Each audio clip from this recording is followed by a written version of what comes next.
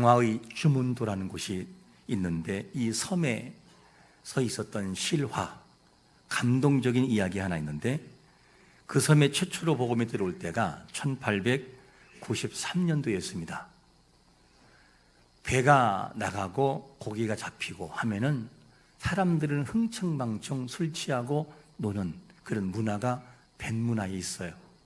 이럴 때에 윤정일 전도사라는 사람이 회개하시오, 천국이 가까웠습니다 하면서 복음을 증거하니까 당시 뱃일하던 김근영이라는 사람이 최초로 예수를 믿게 돼요.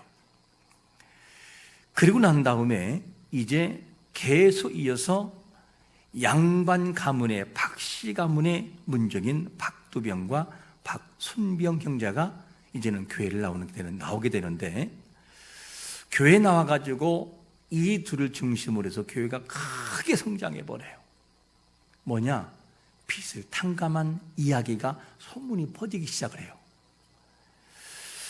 자, 그런데 주문도에 있었던 박두병, 박순병 형제가 1917년 음력정을 초하에 이제 종순일 목사님을 함께 만나서 누구를 만나냐면 이 박두병과 박순병의 형제, 이 부모의 빚을 많이 지고 있었던 빚쟁이를 만나요. 그런데 당시의 빚이 얼마냐? 돈으로 2,000원, 지금으로 말하면 약 1억 정도, 이 정도의 빚을 지고 있었어요. 그런데 이 두 형제가 와가지고 있는데, 빚쟁이가 와가지고 뭐냐면 이 빚을 갚아야 될 사람이 와가지고 두 형제가 하는 말이 뭐냐? 우리가 8년 동안 모은 돈이 16원이다 16원. 이대로 가면 평생 빚만 갚다가 죽을 것 같다. 어떻게 하면 좋을지 두 형제에게 눈물을 흘려요. 이것을 보았던 바로 이 종순일 목사님이 20년 전에 강화도에서 자기에게 빚진 사람을 불러요. 집으로 초청해서 빈 문서를 가져와라. 그리고 그 앞에 태워버려요, 그냥. 근데 목사님이 먼저 이렇게 빚을 탕감해 준 것을 보여준 다음에, 그 다음에 이 박씨 두 형제에게 복음을 제시하는데, 마태복음 18장 21절 이하를 들려주어요. 그게 뭐냐? 어느 날 한 사람이 1만 달란트를 빚을 져요. 이 숫자는 천문학적인 숫자예요. 사람이 갚을 수 없는 돈이에요. 그런데 이 사람이 너무너무 애절하게 부탁을 하니까 주인이 알았다. 그리고 빚을 탕감해 주어요. 빚을 탕감해 준다면 너무너무나 이제는 뭐냐면 고마워서 이 사람이 나가요. 나가다가 길거리에서 누굴 만나느냐? 100데나리온, 아주 적은 돈을 빚진 옛 사람을 만나요. 이 정도가 되면 1만 달란트를 자기가 탕감받았으면 그 적은 돈을 용서하고 가라고 하면 좋을 텐데, 그의 멱살을 잡고 흔들고 갚아라. 못 갚으니 거기에 가둬버려요. 이 소식이 1만 달란트를 탕감해 준 주인에게 귀에 들어가요. 너무너무 화가 나가지고 데려와라. 그리고 그를 갖다가 어떻게 하느냐? 빚을 다 갚으라고, 그리고 옥졸에게 넘기는 사건이 있었어요. 이 이야기에서 큰 핵심이 뭐냐면, 너무너무나 큰 빚을 탕감받은 이 사람이 요만한 적은 것을 용서하지 못한 배은망덕한 사람의 모습이라는 것을 말해주고 있어요. 이 복음을 들은 이 두 형제가 어떻게 하느냐? 마음에 큰 감동을 받아요. 그리고 부친에게 2,000여 원, 즉 1억 원을 빚진 것을 다 탕감해 주어요. 당시 기독신보 1917년 바로 5월 10일자에 이런 기사가 실려요. 무슨 기사냐? 박두병 씨가 마음으로 쾌히 허락하여 2,000여 원을 받지 아니하겠다 하매, 이 아우 순병 씨도 받을 것이 있는 60여 원을 탕감하여 내 형님은 수천 원도 탕감하였거든 하물며 몇 푼 아니 되는 내 것을 받겠느냐고 받지 아니하기로 선언하며, 채무자의 기뻐함은 물론이거니와 좌중의 여러 교우에 기뻐하며 칭찬하면 과연 말로 다 표현하기 어려웠더라. 이 기사가 실려요. 그리고 이런 과정을 통하여 이 빛을 탁 넘어준 소문이 쭉 퍼지면서 마을이 75%가 예수를 믿기 시작을 해요. 75%. 대단한 거죠. 그리고 75% 교인의 이 비율이 100년이 지난 오늘의 일까지 그대로 이어져요. 그대로. 그리고 지역의 교회가 중심이 되고 설집과 다방이 없어요. 이것이 75%가 지금까지 이루어져요. 그 교회가 어디냐면 바로 사진 한번 볼까요? 저 교회가 지금도 남아있어요. 옛날 교회잖아요. 타인을 위해서 희생적인 모습을 통해서 복음을 제시하고 자기가 먼저 탕감해주고 복음을 제시하니까 능력이 일어나요. 여러분, 복음은 말로만이 아니라 우리의 삶을 통해서 보여줄 때 효력이 발생하는 것을 믿으시기를 축원합니다. 우리가 이제 한 해를 시작하면서 주님이 기뻐하시는 교회가 되기 위해서 새롭게 거듭나게 우리가 많이 몸부림쳐야 돼요. 22년도와 다르게 거듭나야 되고, 그리고 헌신과 수고가 사람들에게 보여지는 모습을 가지고 나가는 교회가 되어질 때 그 교회 하나님이 기뻐하고 그 소문을 듣고 사람들이 구원받는 역사가 반드시 있을 것을 믿으시기를 축원합니다. 오늘 우리가 읽었던 본문은 우리가 많이 알고 있고 들었던 내용이에요. 그런데 핵심에 대해서 짚지 못하고 그냥 지나갈 때가 너무나 많아요. 진짜 핵심이 뭐냐? 오늘 말씀의 배경이 어떻게 전개되냐면 이렇게 전개됩니다. 어느 날 예수님이 복음을 증거하고 있을 때 그 복음을 듣기 위하여 누가 오느냐? 죄인들과 세리들이 주님 앞으로 나오는 거였어요. 이렇게 나오게 되니까 주위에 있었던 서기관과 바리새인들이 수군거리기 시작을 해요. 그 예수님이 그들을 용서하고 그들을 사랑하면서 밥을 먹으니까 더 막 뭐라 그래요.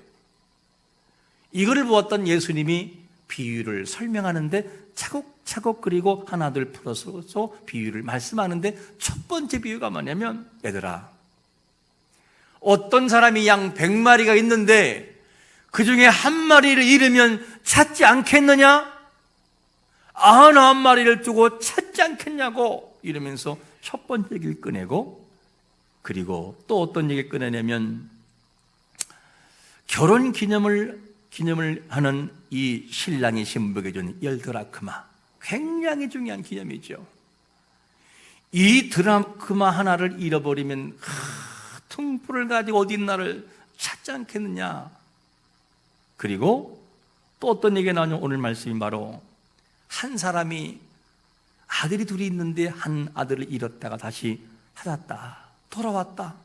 그러면 그 아버지가 너무 기뻐하지 않겠느냐? 라는 것을 이야기하면서 하나님의 마음이 어디 있느냐 하는 것을 바리새인과 서기관들을 빗대서 쭉 나열하는 것이 배경사예요. 우리가 이 말씀은 오늘날 우리에게, 현대를 살아가는 우리에게 생각하게 하는 내용들이에요. 과연 우리는 예수님 믿은 지 오래됐고 오래 나왔지만 우리의 신앙이 지금 어디를 향해 가고 있고 우리의 모습은 외식이 없는가? 진짜 주님의 제자와 같은 모습을 가지고 신앙생활하고 있는가를 묻는 그런 말씀이 되겠습니다.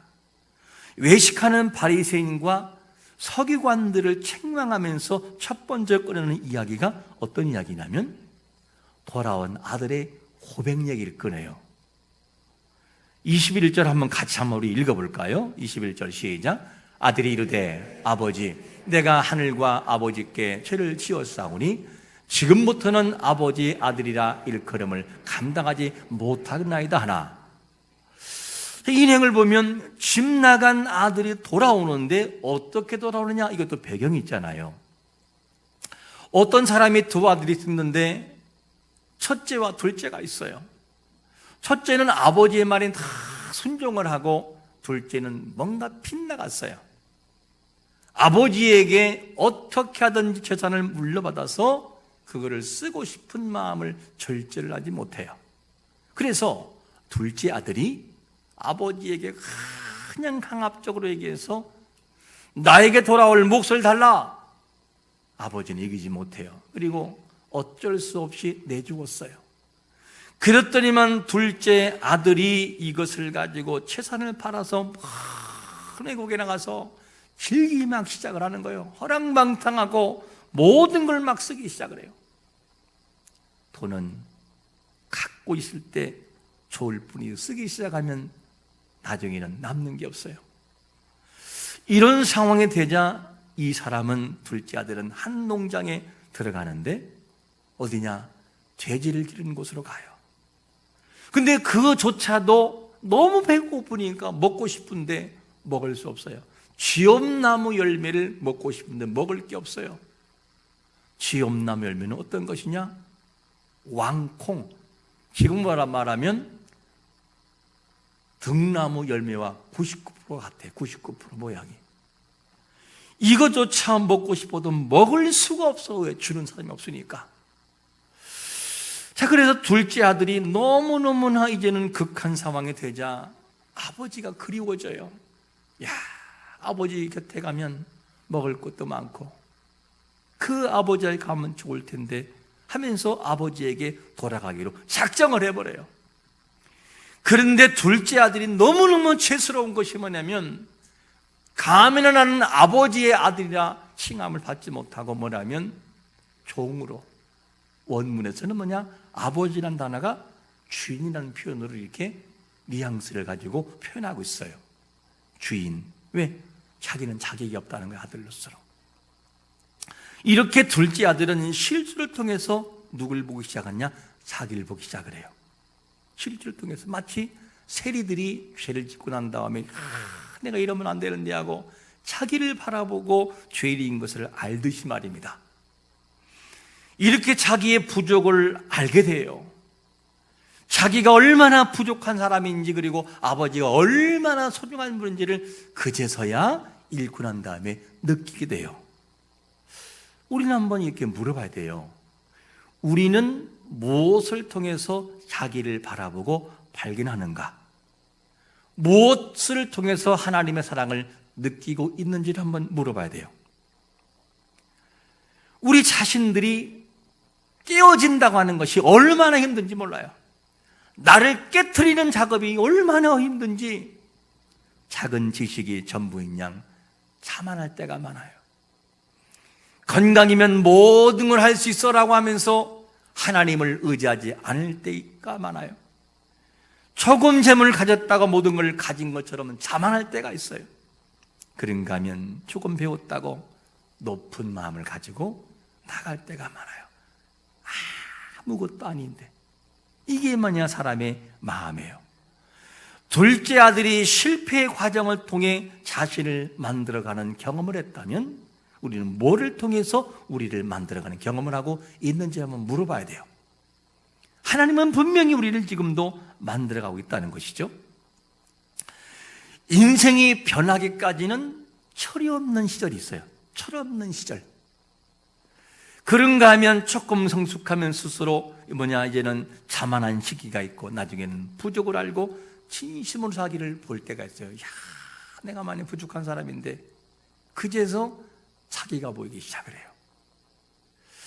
우리는 어느 단계에 있는지를 한번 봐야 되죠. 아버지의 마음을 아프게 하고 집을 떠난 이 둘째 아들이 아버지에게 돌아왔을 때, 아버지에게 있어서 최고의 기쁨은 뭐냐면 아들이 돌아온 거였어요. 아들이 돌아온 거. 다른 거 없어요. 네가 얼마나 죄를 졌냐에 관심 있는 것이 아니라 네가 나에게 돌아왔구나라고 하는 이것이 아버지에게는 최고의 관심사였어요. 얼마나 기뻤던지 최고로 좋은 옷을 입히라는 거예요. 그리고 가락지를 끼워줘라. 그의 신부를 말하는 가락지. 얘들아, 신발 다 다른 걸로 갈아 신겨라. 이거 가지고 안 된다. 지금부터 동물을 잡고 그리고 잔치를 벌려라. 그리고 풍화를 울리고 잔치가 완전히 벌어져요. 이것이 뭐냐면 아버지의 기쁨이었어요. 이것이 아버지가 갖는 마음, 우리 하나님이 갖는 마음이에요. 죄인 하나가 돌아오고 실패했던 사람이 하나님을 알고 자기를 알고 자기를 깨뜨려서 하나님을 찾는 그 마음을 하나님이 그렇게 기뻐한다는 거죠. 하나님은 어떤 사람을 기뻐하실까 하는 질문이요. 어떤 사람을 기뻐할까? 자신의 잘못을 진심으로 회개하고 돌아오는 사람인 것을 믿으시기를 축원합니다. 정말 돌아오는 사람. 하나님이 기뻐하시지 않는 것이라 한다고 한다면 과감하게 버려버리고 하나님께 돌이키는 사람, 이런 사람을 기뻐하셔요.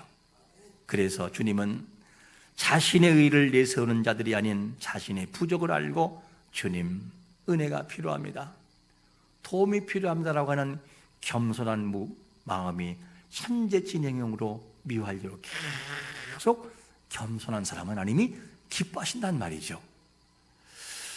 그래서 누가복음 5장 32절에서 뭐라고 말하죠?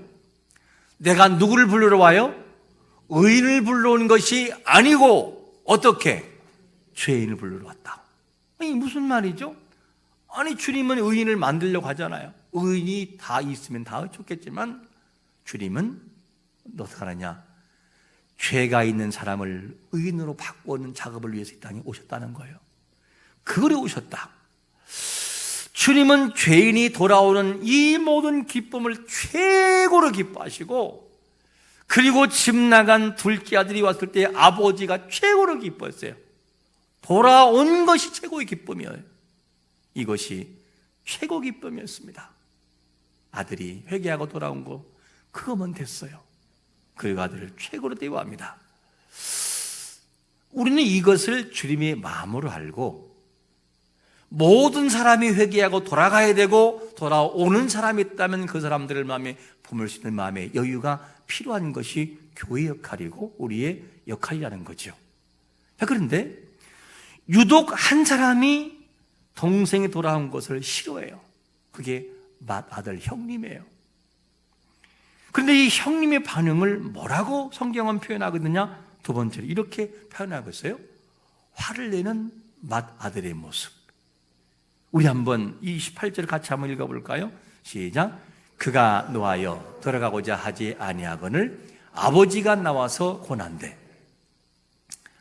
이게 풍악이 무슨 소리냐? 종들을 부르니까 도련님, 둘째 도련님 돌아와가지고 너무 좋아하셔가지고 주인님이 잔치 벌린 거요. 그래? 너무너무 막 분노를 내요. 막 이럴 수가 있냐고. 어떻게 나한테는 염소 새끼 한 마리 앉았더니만 이게 뭐 하는 거냐고 너무너무 화가 나가지고 막 분이 풀리잖아요. 종들이 도련님 들어가시죠. 안 들어가. 나중에는 아버지가 나와서 아들아 들어가자. 아니 아버지 그럴 수 있습니까? 나에게 이렇게 대화할 수 있냐고 막 그러면서 막 대들기 시작을 하고요. 안 들어가요. 너무나 화가 났어요.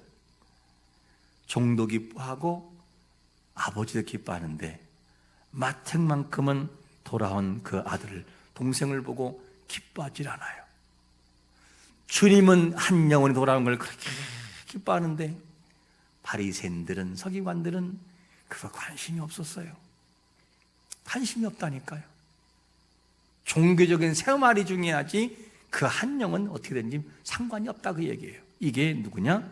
바로 바리새인들의 치부였었습니다. 자신을 동생과 다르게 본다고 속상하고 싫어하고 아버지가 권해도 돌아오지 않는 이 형의 모습은 오늘날 우리의 모습이 아닌가 하는 생각이 들어요.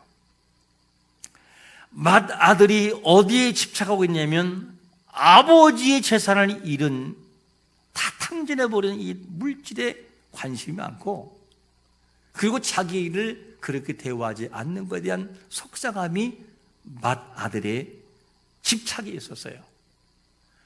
동생이 돌아온 거는 아무 상관심이 없어요. 도리어 미워요. 돌아온 게 차라리 죽어서 오지 하는 마음이 가까울 수 있어요. 우리는 맏아들의 모습이 아닌가 하는 것을 한번 물어봐야 돼요. 또한 세리와 죄인들을 용납하지 못하는 바리새인들과 서기관들의 모습, 그러면서도 하나님을 믿는다고 여전히 이름을 부르고 그분을 찬양하는 우리의 외식적인 모습이 없는지를 한번 돌아봐야 돼요. 우리의 모습이 어떤가? 우리는 어떤 사고에 젖어 있는지를 한번 바라봐야 돼요. 예수님은 죄인이 돌아오는 것에 초점 맞춰져 있어요. 예수님은. 우리는 무엇에 초점이 있는가?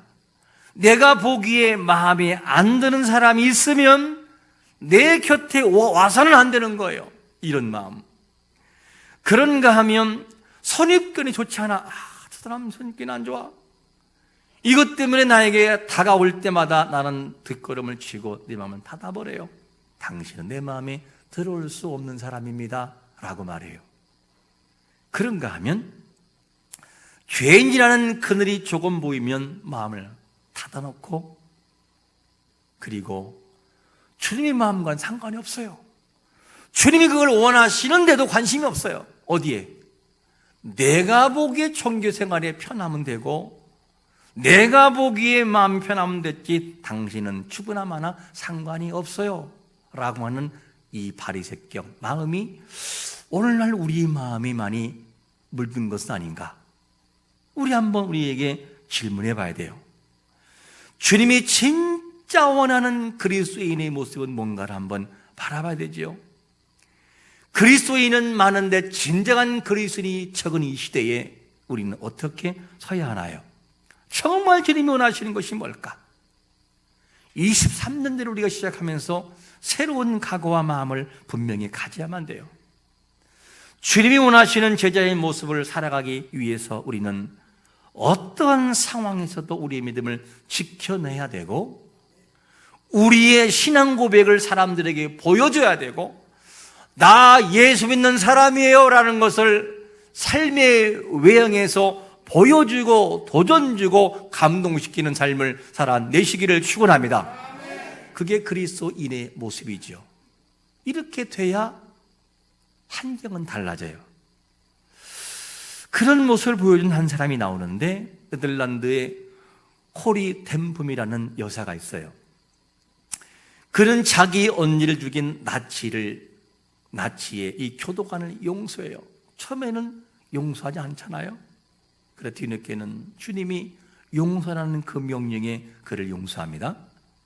이 사람이 세계를 다니면서 간증하는데 어느 날 간증하는 실화를 얘기하는데 이런 간증담이 있어요. 소련에서 어떤 교회에서 예배를 한참 드리고 있었어요. 이렇게 드리고 있는데 갑자기 소련 군사가 총을 들고 완전 무장하고 문을 열고 2명이 들어오는 거예요.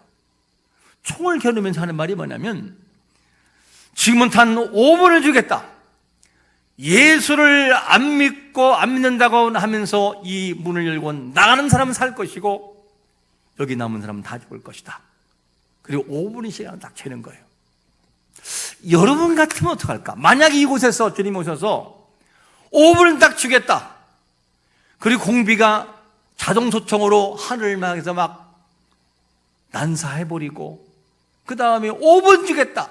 4분 남았다. 3분 남았다. 이렇게 하면 과연 여기에 몇 명이 남을까 하는 질문이에요. 몇 명 남을까? 그리고 이 병사가 한참 시기를 보더니만 50초 남았다 이렇게 말하는 거. 50초. 그래 하나 둘 셋 나가기 시작을 해요. 하나 둘 나가기 시작하고 나머지는 침묵을 지키면서 조용히 목숨 걸고 기도합니다. 그리고 문을 찰끄닥 잠궈서 안에서. 그리고 이 군인이 예배당 안에 서 있는 사람들을 죽이지 않고 총을 내려놓아요. 그러면서 이분이 총을 내려놓고 이런 말 하는 거예요. 사랑하는 성도들이여, 저는 그리스도인입니다. 크리스천입니다. 저희들은 언제 죽을지 모르는 군인입니다. 앞으로 몇 번 더 예배를 드릴 수 있을지는 그는 모르겠습니다. 그러기에 목숨보다 더 예배의 소중함을 모르는 사람들과는 같이 예배를 드리고 싶지는 않습니다. 여러분같이 믿음으로 드리는 목숨을 거는 사람과 함께 예배 드리고 싶어서 이곳에 왔습니다. 자, 우리 예배 드립시다. 감동적인 예배가 펼쳐지는 거였어요. 하나님은 어떤 사람을 좋아하실까? 외형으로 볼 때는 종교인이 맞아요. 그리스도인이 많은데 삶의 모습을 보면 너무너무나 거품이 많아요. 진짜 그리스도인이 아닌 사람들, 이런 모습을 보면 뭐라고 할까? 똑같은 아들인데 둘째 아들은 실패를 통해 자기를 부기 시작하고 주인임을 고백하고 그 아버지에게 달려가서 나는 자식도 아니라고 하는 통회하는 아들이 있는가 하면, 실수하지 않고 좀 나았다고 맏아들은 아버지도 대적하라고 동생도 안 돌아가길 바라고 전 양심의 가책이 없는 모습을 가지고 그렇게 아버지 아들이라고 그 자리에 서 있는 바리새인과 서기관과 같은 그 모습 우리에게 없는지 우리 한번 물어봐야 돼요. 우리 마음이 어느 곳에 서 있는지. 반면에 도덕적으로는 부족하고 종교적으로는 부족해도 나는 주님의 도우심이 아니면 안 됩니다.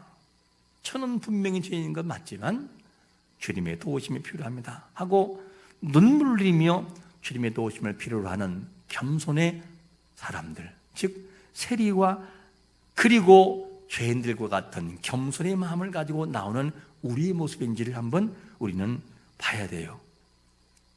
삶에 지친 세리와 죄인들에게 가장 필요한 것은 주님이었어요. 그런데 바리새인들은 그렇지 않았어요. 성경을 모르나 더 많이 알아요. 그래서 전혀 주님의 도우심이 필요 없고 도리어 수군거리는 쪽으로 나아가는 것이 누구냐? 그들의 모습이었어요. 우리가 23년도를 시작하면서 우리의 마음은 어떤 사람에 속한 마음인지 한번 질문해 봐야 돼요. 종교적인 생활로 치장해서 자신의 모습을 보지 못하는 바리새인과 서기관의 모습은 혹시 아닌지, 아무렇지 않다라고 생각하고 그냥 그렇게 종교생활로 가고 있는 우리의 모습은 아닌지. 주님이 진짜 원하는 모습은 자기의 부족을 알고 주님의 도우심을 구하는 세리와 죄인들과 같은 겸손의 자세를 가지고 나오는 사람을 기뻐하는 것을 믿으시기를 축원합니다. 오늘 우리가 기억할 말씀은 나는 어디에 속한 사람인가? 어디에 속한 사람인가? 자신의 부족을 인정하고 아버지에게 나오는 둘째 아들의 모습과 같이 우리는 주님의 도우심을 구하면서 겸손한 마음을 가지고 통회하는 마음을 가지고 우리는 23년도를 시작해야 돼요. 종교적인 생활로서 바리새인들과 이 서기관들처럼 전혀 부족이 없다라고 느껴지는 외식하는 모습을 이제는 탈피하고 진짜 옷을 벗어야 돼요. 새로운 옷을 입어야 돼요. 그리고 주님 앞에 우리 모습을 내놓고 주님, 부족한 죄인입니다, 나를 용서해달라고 구하는 이 모습을 가지고 나와야 돼요. 나는 어디에 속한 사람입니까? 이 질문을 던지면서 한 주 동안도 고민해보고 진정한 제자의 모습을 가지고 거듭나는 한 주가 되시기를 예수 그리스도의 이름으로 축원합니다. 아멘.